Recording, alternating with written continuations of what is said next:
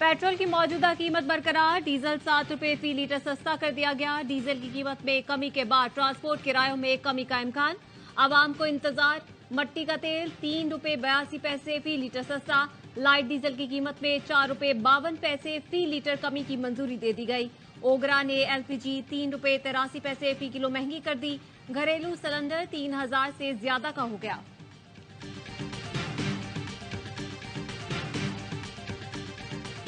हुकूमत ने IMF की एक और अहम शर्त पूरी कर दी। हुकूमती कारोबारी इदारों की मिल्कियत और इंतजाम की पॉलिसी नाफिज कर दी गई। इत्तलाक तमाम हुकूमती कॉरपोरेशंस पर होगा। हुकूमत स्ट्रेटेजिक नौइयत के इदारों का कंट्रोल अपने पास रखेगी। माली या ऑपरेशनल तौर पर नाकाम इदारों को सिक यूनिट करार दिया जाएगा। ऐसे बीमार इदारों की बतदरीज निजकारी कर दी जाएगी। खसारे में चलने वाले इदारे बहाल करने की संजीदा कोशिशें होंगी। National highway authority, Pakistan post, radio Pakistan और PNSC में मुस्तकिल भर्तियों पर पाबंदी लगा दी गई। आइंदा सरकारी नौकरियां कॉन्ट्रैक्ट पर दी जाएंगी। सदर मुमलिकत ने सरकारी इदारों की कारकर्दगी बेहतर बनाने के लिए 4 ऑर्डिनेंस जारी कर दिए।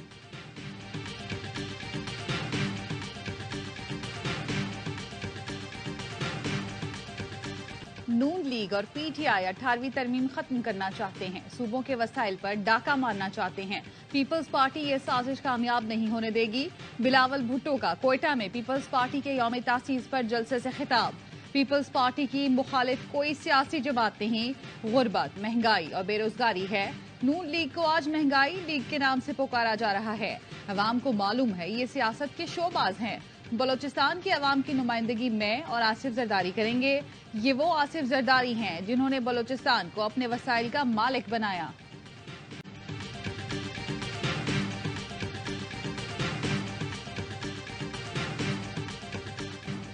आसिफ जरदारी ने अपनी दस्तार बिलावल के सर पर रख दी। मेरे प्यारे चेयरमैन कहकर मुखातिब किया।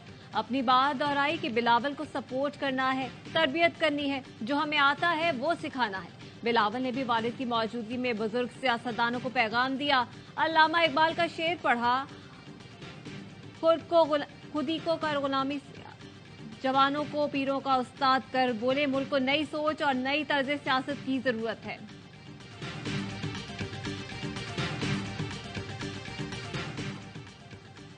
तहरीक इंसाफ से वाबस्ता अफराद को इंतकाम का निशाना बनाया जा रहा है। पार्टी से वाबस्ता रहनुमाओं को जबरी गुमशुदा किया जा रहा है। सहबरा PTI का चीफ जस्टिस को खत लिखा, बड़ी तादाद में लोगों की सियासी वफादारियां जबरदस्ती तब्दील कराई जा रही हैं। जमानत के बावजूद सियासतदानों की गिरफ्तारियों को रोका जाए। PTI उम्मीदवारों को इलेक्शन मुहिम की इजाजत दी जाए। पार्टी सहबरा का चीफ जस्टिस से सियासतदानों की जबरी गुमशुदगियों पर कमीशन कायम करने का मुतालबा। विफाकी सूबाई हुकूमतों, इलेक्शन कमीशन को इलेक्शन मुहिम की इजाजत का हुक्म दिया जाए। पेमरा को हुक्म दिया जाए दीगर जमातों की तरह PTI को भी मीडिया कवरेज फराहम की जाए। PTI की कोर कमेटी का खुसूसी इजलास, बैरिस्टर गौहर की नामजदगी। पार्टी में तकसीम की काविशों पर कारी ज़र्ब करार दे दी गई। एलामिये के मुताबिक सहबरा PTI ने बैरिस्टर गौहर की तैनाती से अहले खाना की जमात में मुदाखलत का बयानिया खत्म कर दिया।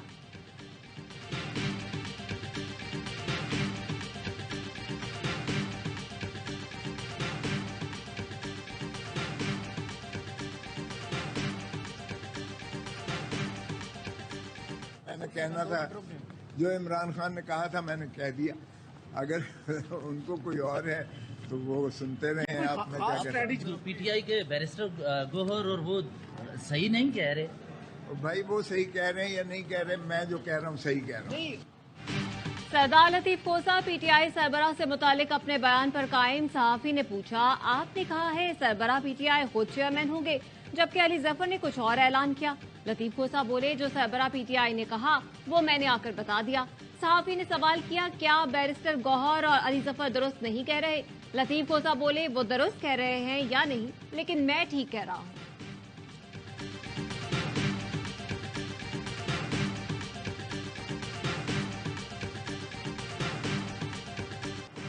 सहबरा PTI की तोशा खाना केस में सजा के खिलाफ अपील। इस्लामाबाद हाई कोर्ट से फैसला मुअत्तल करने की इस्तदा। इलेक्शन कमीशन के वकील की मुखालफत। दलाइल की तैयारी के लिए 2 हफ्ते मांग लिए। चीफ जस्टिस ने रिमार्क्स दिए, जितनी जल्दी हो आप तहरीरी मारूजात जमा करा दें, हम ऑर्डर पास कर देंगे। सहबरा PTI से बुकला की अडियाला जेल में मुलाकात। साइफर अलकादे ट्रस्ट समेत अहम केसेस पर बातचीत। मुलाकात में बैरिस्टर गौहर अली जफर, अहमद अवैस और उमैर नियाजी मौजूद थे।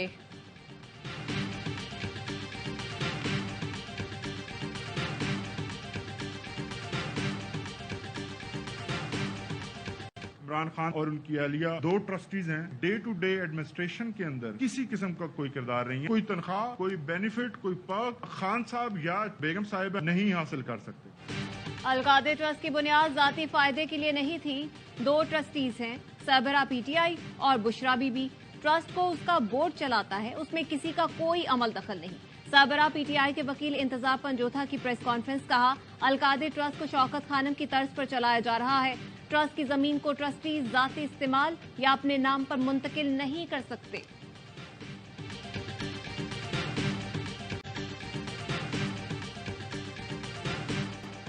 जस्टिस मज़ाहिर अली अकबर नकवी ने सुप्रीम जुडिशल काउंसिल की कार्रवाई चैलेंज कर दी। केस ओपन कोर्ट में चलाने की इस्तदा, मौक़िफ़ अपनाया। जुडिशल काउंसिल ने एतराज़ात पर फैसला नहीं किया। दूसरा शोकॉज नोटिस जारी करने से पहले काउंसिल पर एतराज़ात का फैसला करना जरूरी था। जस्टिस मज़ाहिर ने 3 रुकनी कमेटी को खत भी लिख दिया। कहा, मैंने 20 और 30 नवंबर को काउंसिल की कार्रवाई के खिलाफ 2 दरख्वास्तें दी। दरख्वास्त समाअत के लिए मुकर्रर न करना बुनियादी हुकूक की खिलाफ वर्जी है। दरख्वास्त ऐसे बेंच में मुकर्रर की जाए जिसमें जुडिशल काउंसिल के अरकान शामिल न हों।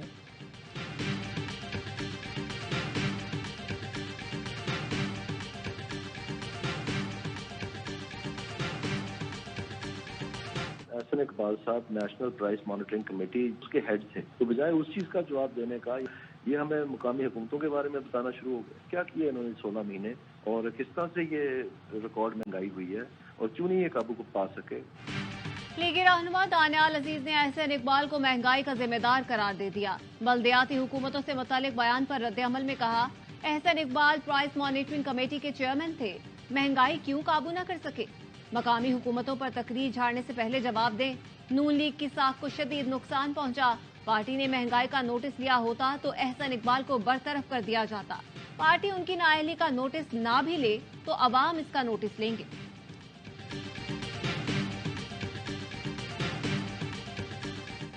अल अजीजिया केस 2 दिन में खत्म हो जाएगा। नून लीगी रहनुमा राना सनाउल्लाह का दावा। कहा, आज खुद नोटिस के तहत अल अजीजिया रेफरेंस मुकम्मल खत्म हो जाना चाहिए।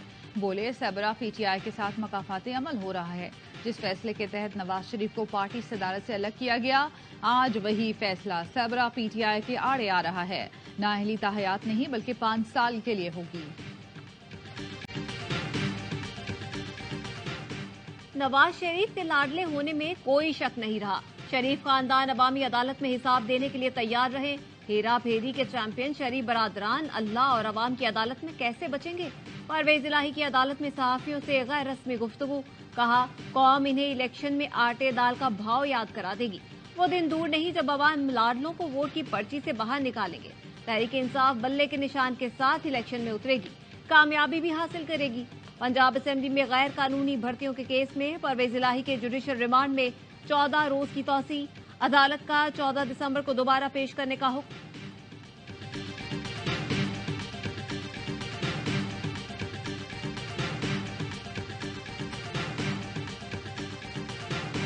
इसराइल हमास जंगबंदी में 1 दिन की तौसी। हमास ने 2 इसराइली खवातीन को रिहा कर दिया।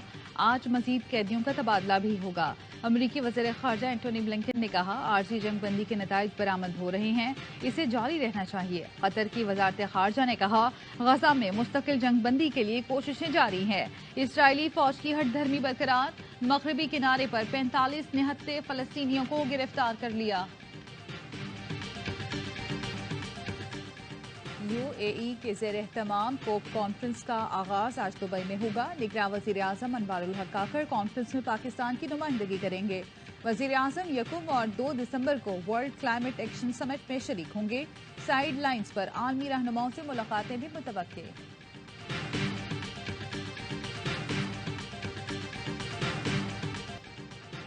निगरान वज़ीर आला पंजाब मोहसिन नकवी की रहीम यार खान पुलिस रेस्ट हाउस आमद।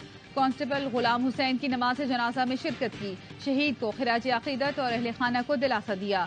कहा, पंजाब हुकूमत शहीद के खानदान की हर मुमकिन देखभाल करेगी। बोले, कच्चे के इलाके में चारों तरफ सिंध है, पुलिस का ऑपरेशन जारी है। जवानों ने बहादुरी से मुकाबला किया। कराची के इलाके गुलिस्तान जौहर शेर मोहम्मद गोठ में मां और 3 बच्चों का सफाकाना कत्ल। मकतूलीन में साइमा, 9 साल का अशहद, 7 साला शाहजैन और 2 साल का अहद शामिल। मकतूला के वालिद की मुद्दत में दामाद के खिलाफ मुकदमा दर्ज।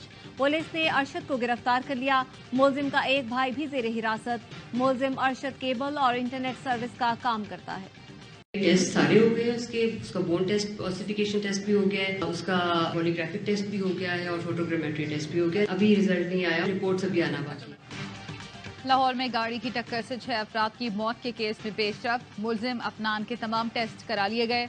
SSP investigation doctor Anoosh Masood का कहना है टेस्ट से मुलजिम की उम्र, जाए हादसा पर मौजूदगी का तयन और बयानात की सच्चाई को जांचा जा सकेगा। मुलजिम अफनान के दीगर साथियों से भी तफ्तीश जारी है।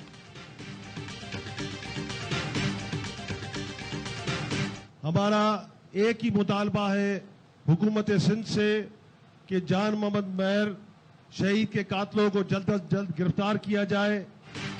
सहाफी जान मोहम्मद महर के कातिलों की अदम गिरफ्तारी। Pakistan federal union of journalist की कॉल पर यौम स्याह सिंध समेत पूरे मुल्क के प्रेस क्लबों पर स्याह परचम लहराए गए। सखर प्रेस क्लब के सामने 108 दिन से अलामती भूख हड़ताल, एहतजाजी रैलियां भी निकाली गईं। शिकारपुर के कच्चे में पुलिस की कार्रवाई। जान मोहम्मद महर कत्ल केस के मरकजी मुलजिम शेर महर के बहनोई समेत 5 रिश्तेदार गिरफ्तार।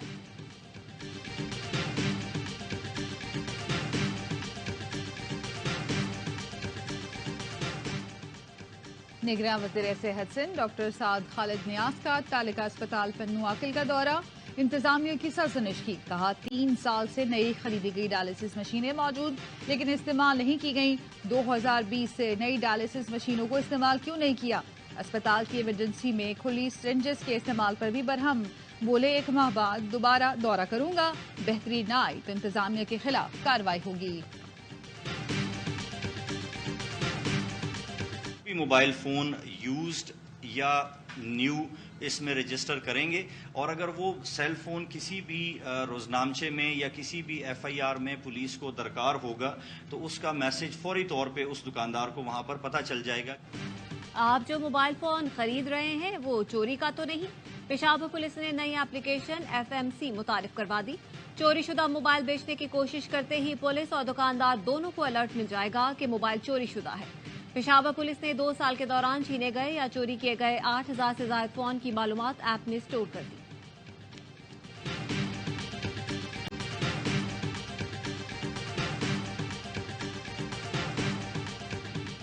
जेल में बदतरीन सलूक किया गया। इस्राएली फौजी खाना तो दूर, पीने के लिए पानी नहीं देते थे। कैद से रिहाई के बाद फलस्तीनी समाजी कारकुन अहद तमीमी ने वहशियाना सलूक की कहानी सुना दी।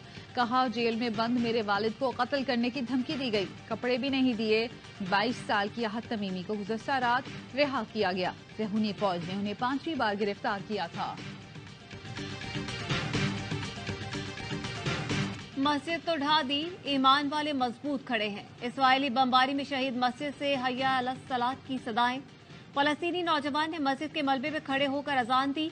अपने घरों को मलबे का ढेर बना देखकर बच्चे फूट फूट कर रोने लगे। एक बच्चे ने कहा, इस तबाही में हम जिंदा कैसे रहेंगे।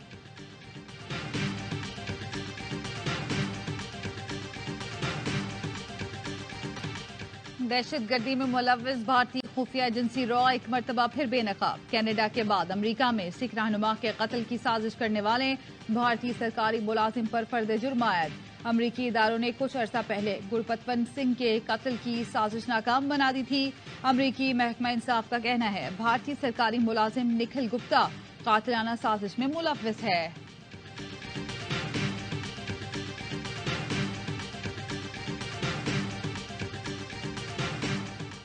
शकरगढ़ में बाबा गुरु नानक के 554वें जन्मदिन की तकरीबात का आगाज। दरबार इंतजामिया के मुताबिक करतारपुर राहदारी से भारतीय यात्रियों की आमद का सिलसिला जारी।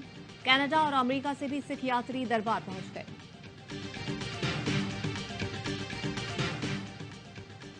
कौमी टेस्ट कप्तान शान मसूद की सेंट्रल कॉन्ट्रैक्ट में तरक्की। पीसीबी ने कैटेगरी अपग्रेड करते हुए डी से बी में शामिल कर दिया। कौमी स्क्वाड ऑस्ट्रेलिया रवाना। कल सुबह सिडनी फिर कैनबरा पहुंचेगा।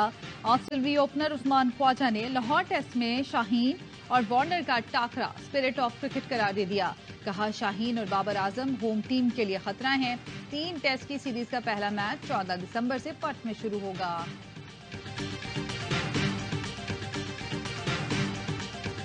जिम्बाब्वे T20 वर्ल्ड कप से आउट। युगांडा ने पहली बार मेगा इवेंट में जगह बना ली। क्वालिफायर में युगांडा ने रवांडा को शिकस्त देकर T20 वर्ल्ड कप में अपनी जगह पक्की की।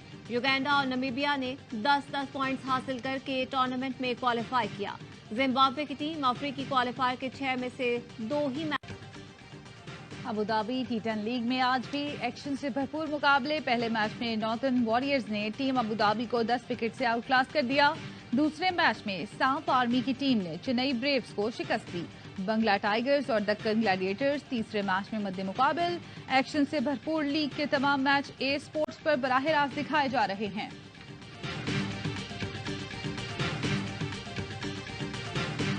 वादिये कागान और शुगरान में बर्फबारी। आसमान से उतरी सफेदी ने मंजर निखार दिए। मौसम मजीद सर्द हो गया। नथिया गली और अयूबिया में वक्फे वक्फे से बारिश और झालाबारी का सिलसिला जारी। लोअर दीन में भी बारिश के बाद सर्दी बढ़ गई।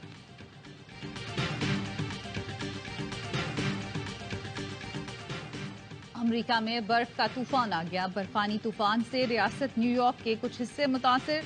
60 सेंटीमीटर तक बर्फ पड़ चुकी है। हर शहर पर सफेदी छाई हुई है। और कराची में उर्दू अदब से मोहब्बत करने वालों का मेला सज गया। आर्ट्स काउंसिल ऑफ पाकिस्तान के जेर एहतमाम 16वीं उर्दू कॉन्फ्रेंस। मुल्क भर से अदीब, शायर और फनून लतीफा से ताल्लुक रखने वाले बड़े नामों की शिरकत। कॉन्फ्रेंस इतवार तक जारी रहेगी।